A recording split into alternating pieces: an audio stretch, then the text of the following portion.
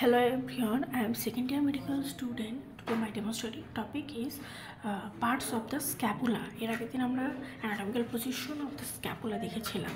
চলো আজকে দেরি না করে শুরু করা যাক। Parts of the scapula কি কি parts আছে? To surface, costal surface. This is the costal surface and this is the diaphragmatic surface. 3 border. This is the superior border,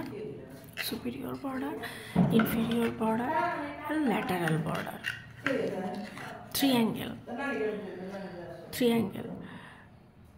superior angle, inferior angle, lateral angle. Lateral angle এর একটা importance আছে, এখানে হচ্ছে glenoid cavity and head of the humerus হচ্ছে shoulder joint form করে, এই জায়গাটাই shoulder joint form করবে। This is the ball and socket type of joint. এখানে রোটেটর কাপ